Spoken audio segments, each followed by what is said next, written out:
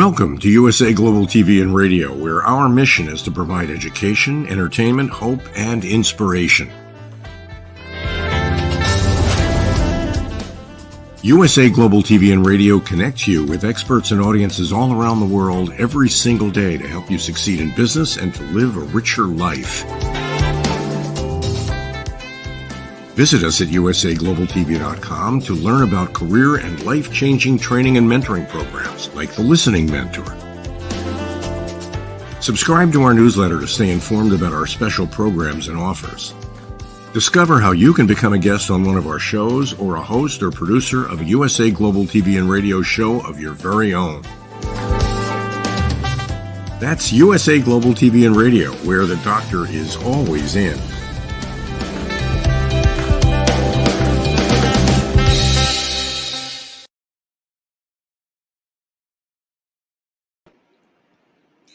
Good morning, afternoon, or evening, wherever you are in the world. Thank you for joining us at USA Global TV and Radio. Our show today is the United Kingdom News and Culture, episode 140. I'm your host, author DIANN BOEHM. Our team member, HELENA CHARD, is out on business today, but never fear, our Scottish co-host, Simon Macdonald, will keep us up to date on the royal news and the UK news. Now, some fun things to learn about our team member, Simon Macdonald. He is a fabulous chef, and I mean fabulous. I'd like to take cooking lessons from him. He is an author, a speaker, a sailor, and so much more. Please welcome Simon Macdonald. Hi there, everybody. It's Wednesday again. Yippee! Look forward to this Wednesday afternoon show. It's such great fun as well. Oh, my goodness, Dan, what an introduction. My head's going like that just at the thought of it. But yeah, it'd be a pleasure to give you cooking lessons and so on. But look at the recipes that you come up with as well, and particularly with your cakes. Wow. You should be the one giving me the lessons, I think. I think that's called baking, though. You're so kind. Well, Simon, lots is happening here in the U.S., as you know, but I'm so excited to take a break from the U.S. news and hear all about all the beautiful things you're going to tell us about today. And for those listening for the first time, I want to thank you for joining us. You're going to be so amazed at what all Simon brings to this show and the wealth and knowledge of information. Simon, I learn from you every single week about Scotland. Oh my gosh, some amazing history you have. So with further ado, I'll let you start with the royal news and let you take it away and do whatever order you would like. All right. Okay. Well, welcome too, because I'm going to blow you away with some of the facts and figures that I've got today as well. I've had quite a week of it looking through and researching and so on, come up with some absolutely amazing things. So anyway, looking at the royal roundup for the week, there's a fair wee bit's been happening as well. There we are, using Scottish terminology, a wee week.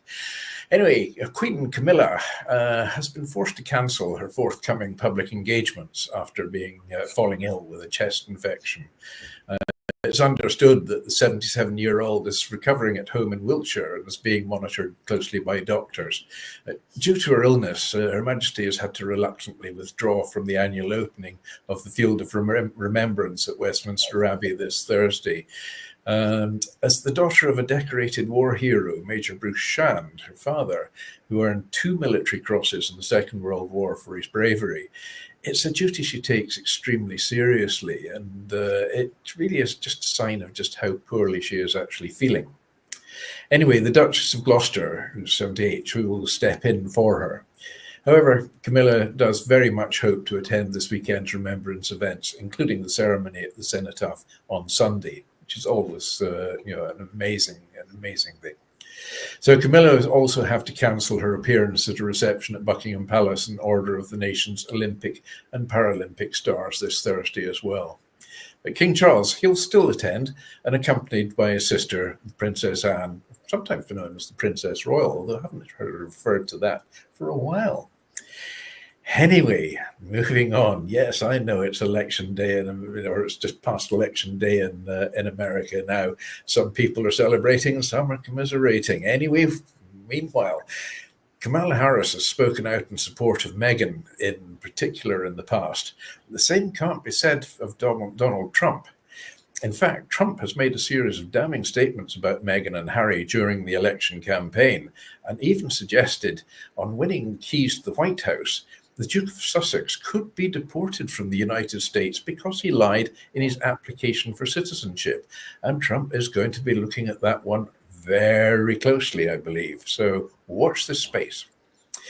Prince William, he's currently in South Africa, and he's told 15 Earthshot Prize finalists, we're here for you, as he pledged his support for the planet-saving ideas.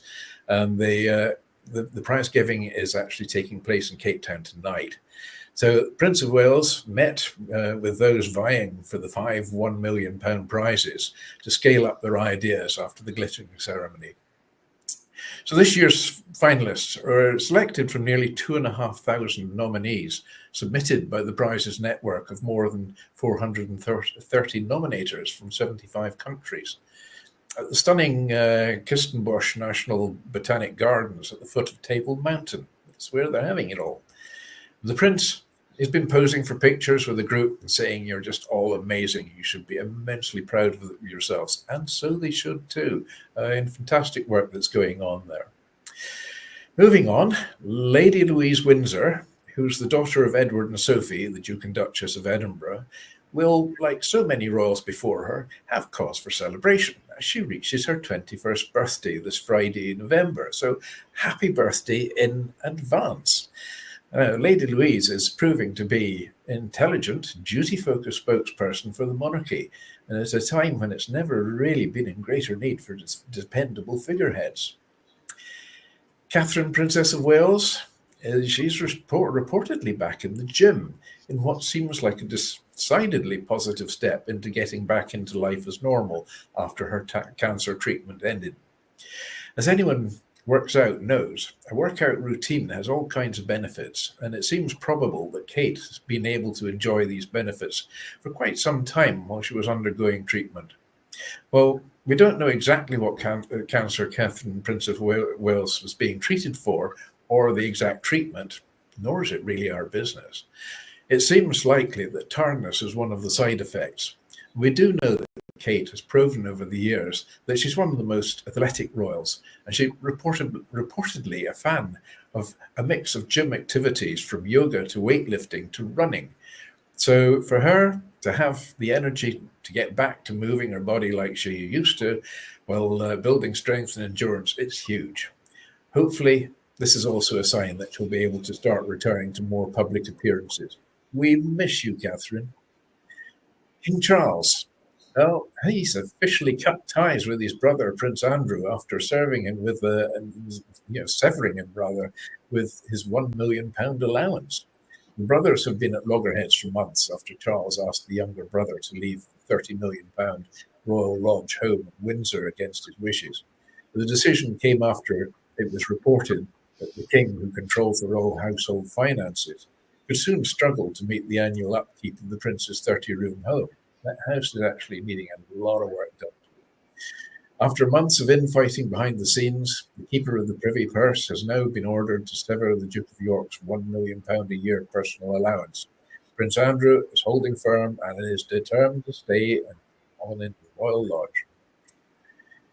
Following disastrous floods that we've had, and it's been reported worldwide, around Valencia and Barcelona, the southeast coast of Spain, King Charles has written the following personal message to King Philip of Spain, which I thought was really, really good of him.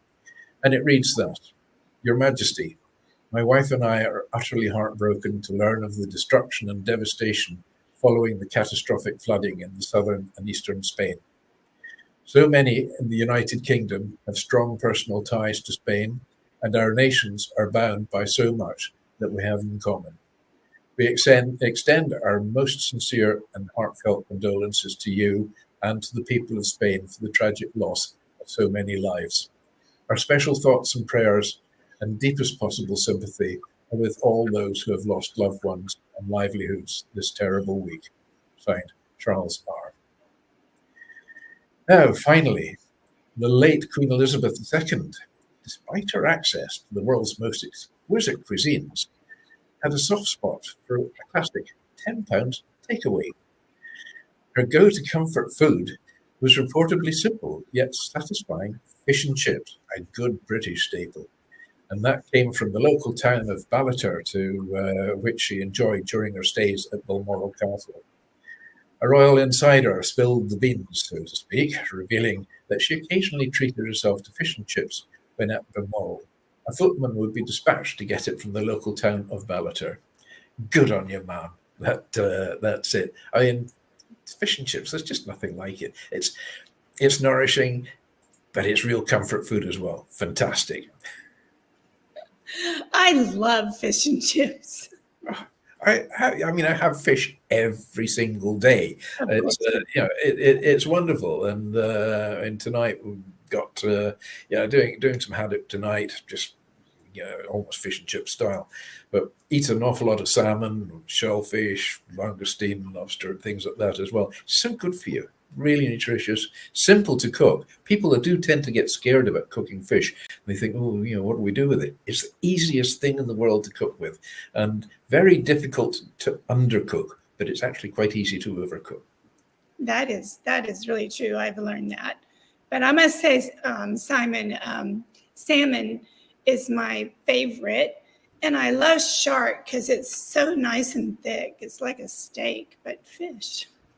Yeah, I mean, shark. It's never really comes on that much in the UK, but it is. It's a cartilaginous fish, shark. I mean, pretty big. They can be quite nasty at times as well. Some of them are okay, but it's a subtle flavour. But it is quite a firm meat. It's lovely. It is lovely, and the news you brought was incredible. It's so lovely to hear that.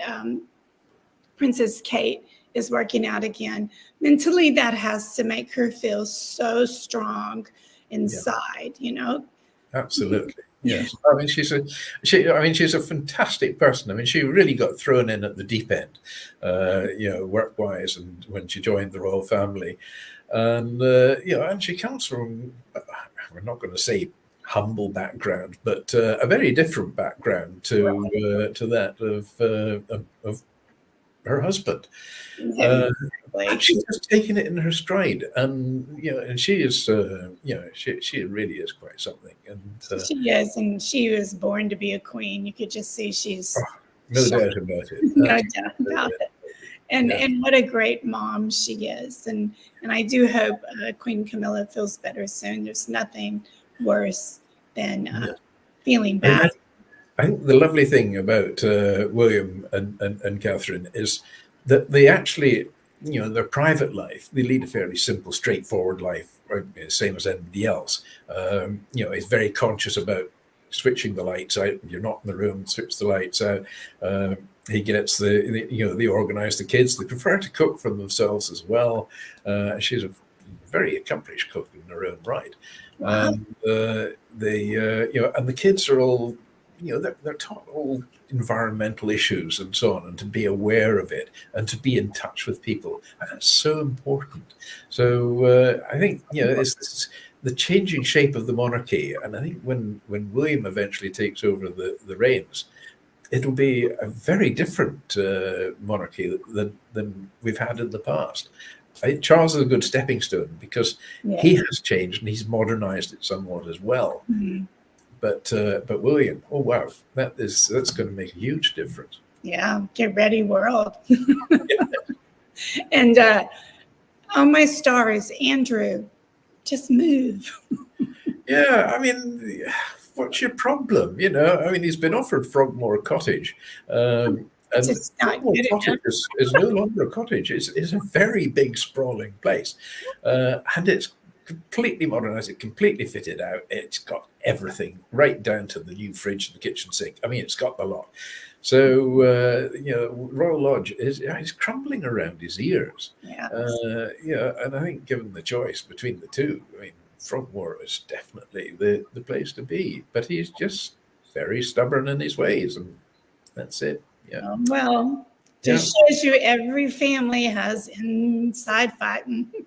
Oh boy, don't they just? And the thing is, of course, being in the limelight that the royals are living in this goldfish bowl, then everything gets picked up, and unfortunately gets obviously quite magnified at times as well.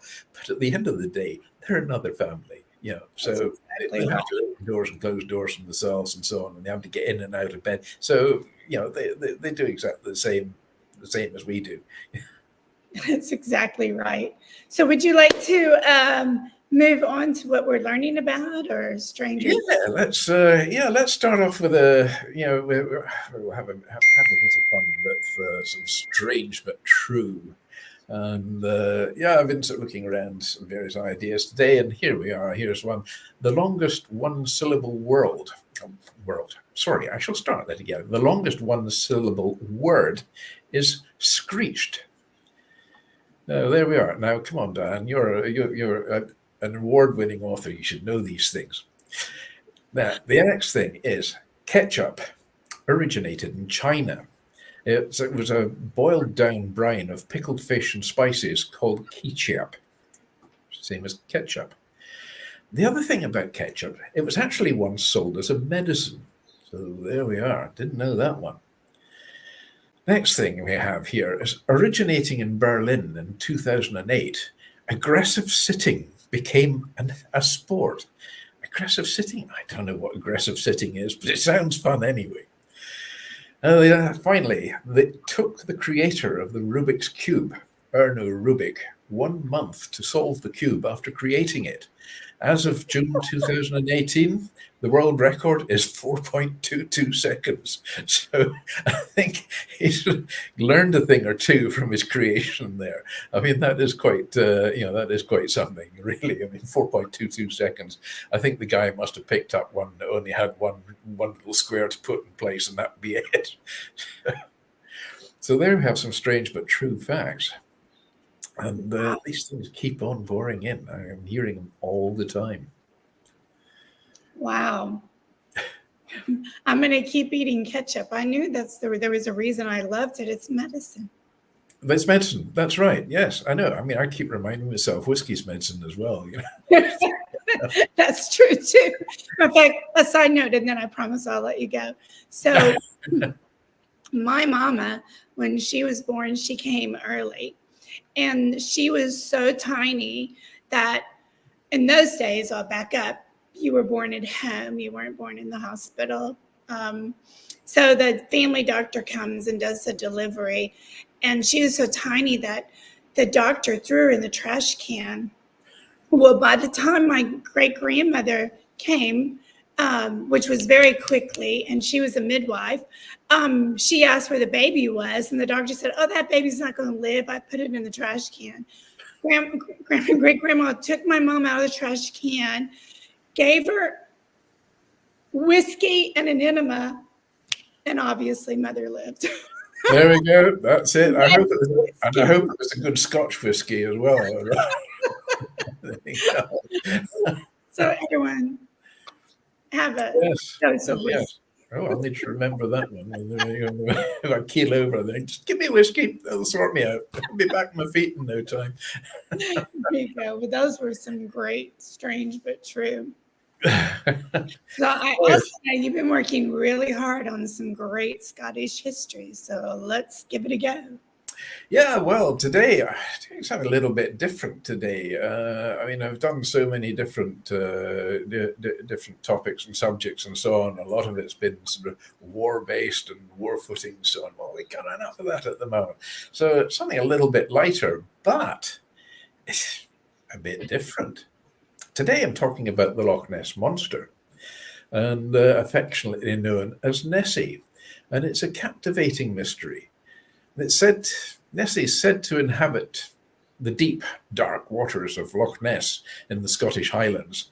And I know Loch Ness so well. I mean, it's beautiful. They're absolutely stunning. Now, this enigmatic creature has been a source of fascination and speculation for many generations.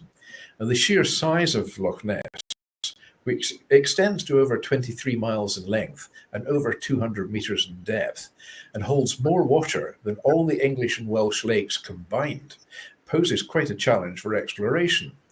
So in 1933, a series of sightings sparked the modern Loch Ness Monster phenomenon. Oh, that's a good word to say at this day, phenomenon. Yeah, right. Anyway, 2023 marks 90 years since the first known photos of Nessie were taken by Hugh Gray. Since then, numerous sightings have emerged. Some have turned out to be hoaxes or natural phenomena, yet some remain tantalizingly unexplained. The legend of the Loch Ness Monster has ancient roots, with stone carvings by the Picts in the Highland region hinting to a strange aquatic creatures. Indeed, stories of a monster in the vicinity of the loch date back to the Middle Ages. St. Columba is said to have encountered a beast in the River Ness that flows from Loch Ness in 565 AD. There were a couple of alleged sightings in the 19th century, and then in 1933, several reports of Nessie emerged, starting with the Drumnadrochit Hotel manager's Adley Mackay's claim of witnessing a whale-like creature in the loch. Now, there's a word to pronounce, Drumnadrochit. It's an amazing place. And the Inverness Courier, the local paper to Inverness, reported the story, suggesting calling the creature a monster. Later that year, George Spicer and his wife claimed to the same paper that they'd witnessed a large, long-necked creature crossing the car's path near the loch and then disappearing into it. Well, this triggered a series of reports of similar encounters. However, nevertheless, it was Hugh Gray's sighting that marked a key moment in the search for Nessie.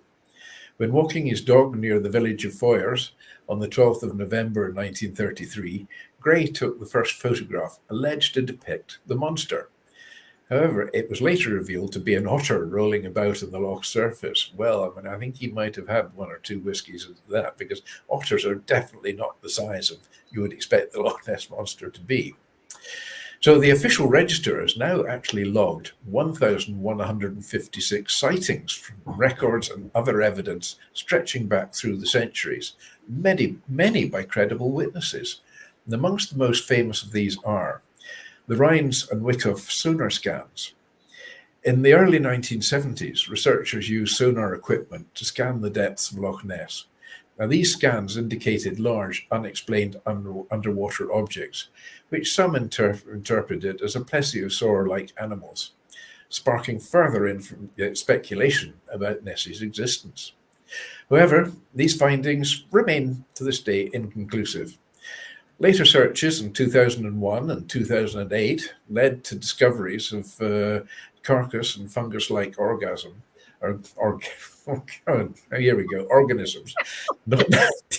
Dear, wash your mouth out, Macdonald. Not normally found in freshwater lochs, suggesting a connection to the sea and a possible entry to the loch for a creature. The Loch Ness Monster legend is not without its share of hoaxes and fraudulent claims, with some individuals seeking to perpetuate the mystery for financial gain or amusement. One of the most iconic images of Nessie was taken by Dr. Robert Wilson, a respected London surgeon. Now, this is a well-known photograph called the surgeon's photograph, surprise, surprise, and that was in 1934. The photograph, showing a slender neck and a small head, and contributed to Nessie's fame. However, this was later revealed to be an elaborate hoax by one of the participants, Chris Sperling, on his deathbed. The creature was actually a toy submarine with a sculpted head. Nevertheless, this image helped popularize the Nessie image internationally. And despite the existence of known fakes and hoaxes, not all sightings and claims related to the Loch Ness Monster can be dismissed outright. Some witnesses may have genuinely seen something unusual or unexplained, even if their accounts are difficult to corroborate. Over the years, many official and unofficial searches have taken place to try and uncover the truth. Significant searches include Operation Deep Scan in 1987, when a team of researchers equipped with 24 boats with echo-sounding sonar equipment set out to sweep the length of the loch to detect any unusual creatures.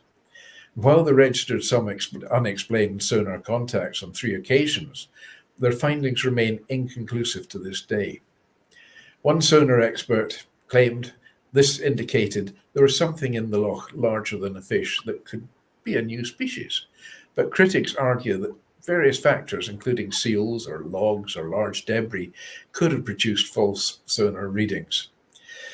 Then there was the Quest Loch Ness Centre, Loch Ness Exploration Search in August 2023. It's the largest Nessie hunt in over 50 years. More than 100 volunteers helped document natural and unusual sights in Loch Ness. In addition, 300 volunteers monitored the live stream, searching for breaks in the water and inexplicable movements over a 2-day period. Drones equipped with infrared cameras were flown over the loch, and a hydrophone used to detect unusual underwater sounds. The search resulted in 4 distinct noises and several reports of possible sightings, but nothing was conclusive. However, they maintain that the data collected will require further evaluation yet, so there's a possibility there. 2018, Shy Kelly was taking photographs of her husband and daughter while on holiday and captured intriguing images of a strange eel-like creature briefly moving across 100 yards distance from the loch shore. Fearing public ridicule, she didn't share the images until the quest took place. Steve Feltham, recognised by the Guinness Book of Records for the longest continuous Loch Ness monster hunting vigil, which has been over 32 years he's been at it, hailed the photographs as the most exciting he'd ever seen. He remains convinced that there is something unexplained in Loch Ness. Well, the Loch Ness monster has been the subject of various theories regarding its true nature, and some of the most prominent include the plesiosaur theory, suggesting that Nessie is a surviving prehistoric marine reptile. Advocates point to the long neck and the humpback described in some sightings as reminiscent of a plesiosaur. However, the lack of physical evidence and the plesiosaur's presumed extinction for millions of years cast doubts on the hypothesis. A more optimistic viewpoint is that Nessie could represent an undisclosed species of aquatic creature, possibly adapted to the unique environment of Loch Ness. Proponents of this theory argue that new species are still being discovered in remote and inaccessible regions of the world. I wouldn't describe Loch Ness necessarily as being remote and inaccessible. Very big road goes past it. The lack of concrete evidence, such as carcasses or DNA samples, make it challenging to prove or disprove Nessie's existence definitely. Many reported sightings can be actually attributed to optical illusions or misinterpretations of natural phenomena, such as water ripples or hoaxes, further muddying the waters in search of Nessie. Since its first sighting, the legend of the Loch Ness monster has inspired books and television shows and films, as well as sustaining a major tourism industry. While evidence overwhelmingly suggests that Nessie is likely to be fictional, sightings continue to create an aura of mystery surrounding Loch Ness, capturing imaginations worldwide. Is this fact or fantasy? I'll leave you to work that one out. That was so interesting. I had no idea that the Loch Ness monster originated in Scotland. Maybe it swims everywhere. Well, I mean, it's Loch Ness. I mean, it's got to be Loch Ness monster. There's actually, I mean, there's another loch not that far away called Loch Morar, and that's more towards the east coast. Loch Ness is really sort of runs north to south almost, or northeast to southwest, really. In the Great Glen, and Loch Morar, the easternmost end of Loch Morar is not that far away, I suppose, geographically, as the crow flies from Loch Ness itself. And Morag, the Loch Morar monster, there's been a lot of sightings there as well, including from ministers of the cloth as well. And by a number of people, groups of people together, coming out of church in the morning. Perhaps the communion wine might have been a little bit stronger than one. I don't know, but there we go. There's theories of subterranean tunnels connecting Loch Morar to Loch Ness as well. All these things, I suppose, are possible. So could there be commuting backwards and forwards? So there we are. It's history is a mystery at times. It so is. And I found it also interesting that fake news happens in every generation. Oh, and we know somebody who keeps on about fake news, don't they? That's right. His name's in the news today. Oh my goodness. Speaking of which, Speaking of, on this day. on this day, yes, well, on this day, I know you've probably had election overload, but Yeah. when I was researching for on this day, I actually came up with quite an incredible run of it. So here we go. So on this day in 1860, Republican Abraham Lincoln of Illinois was elected as the 16th President of the United States of America. Wow. And then on this day in 1928, Republican candidate Herbert Hoover is elected President of the United States, defeating Democrat candidate Al Smith. And on this day in 1940, Franklin D. Roosevelt was re-elected as US President. Then again in 1956, Dwight D. Eisenhower is re-elected as President of the United States, defeating Democrat candidate Adlai Stevenson. Then 1984, incumbent President Ronald Reagan was re-elected President of the United States, guess where? In a landslide win, 49 states, defeating Walter Mondale. So there we have it. And on this day, today, we have Donald Trump, president-elect. Wow.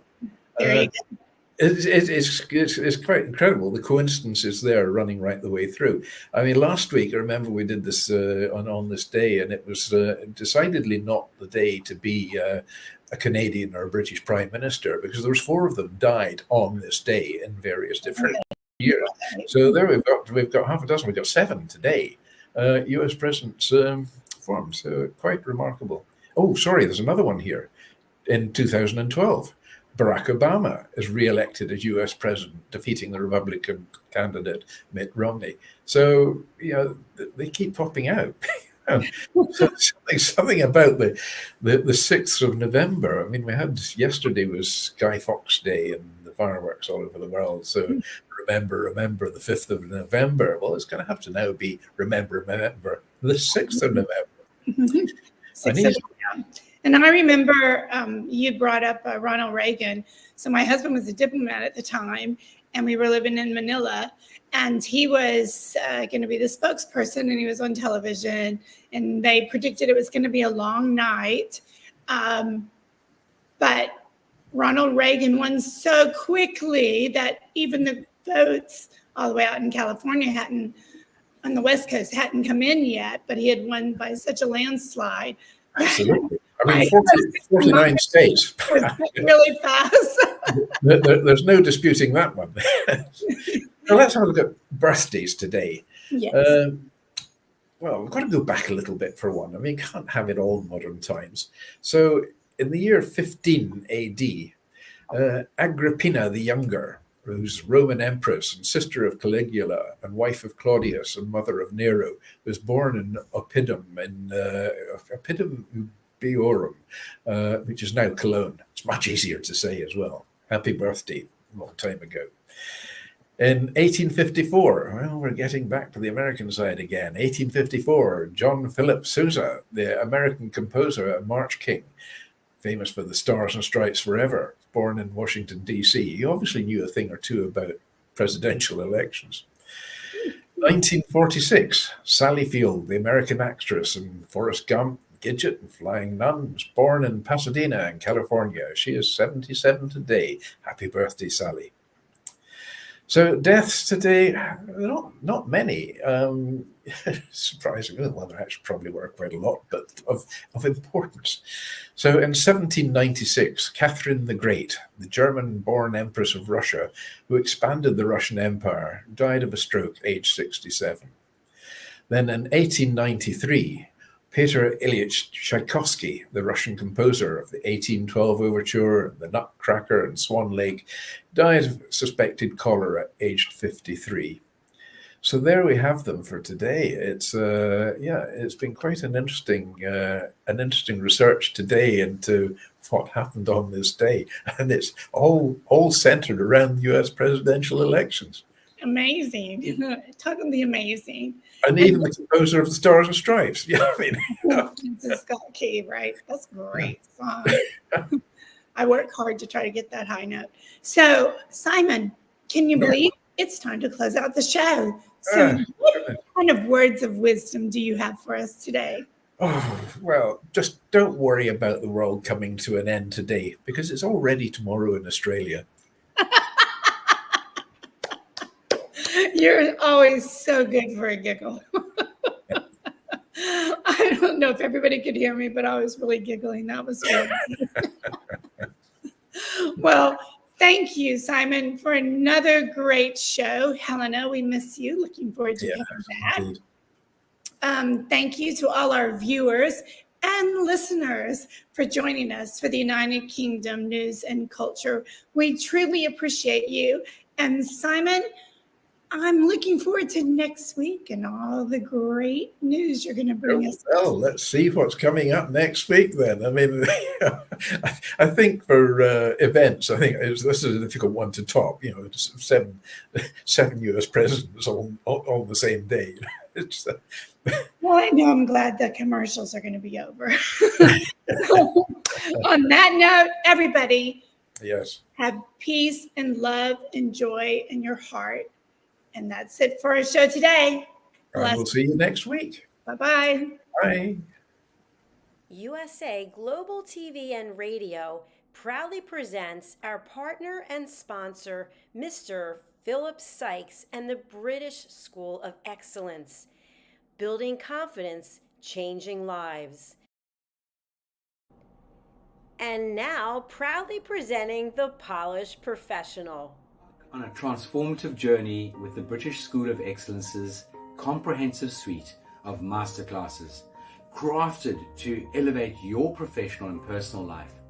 8 outstanding modules will elevate you to the next level. Module 1, Exploring Life's Purpose, delves into the depths of self-discovery, guiding you to chart your unique path to fulfillment and success. Module 2, Mastering Professional Presence and Confidence. This masterclass is a deep dive into the art of self-assurance and commanding presence, which is essential for standing out in today's competitive landscape.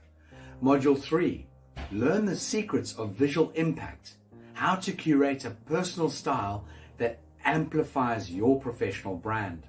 Module 4, Mastering Professional Etiquette and Communication Excellence, navigating the nuances of corporate interaction with grace and tact. Module 5, Elegance in Eloquence. We impart powerful techniques to captivate and persuade any audience with your oratory skills. Module 6, Unlock the potential of your emotional intelligence, EQ, and harness the ability to connect, empathize, and lead with emotional savvy. Module 7, Mastering DISC, building a gateway to understanding behavioral styles, fostering better personal and professional relationships. Module 8, Mastery in Dining Etiquette, building your confidence to perfect the subtleties of dining with finesse, enhancing your social savviness at any table. Step into the Polished Professional program where poise, elegance, and excellence aren't just taught, they're instilled for life. Join us to redefine your potential and polish your professional edge. To learn more, go to thebritishschoolofexcellence.com. The British School of Excellence are investors in people. Let us invest in you.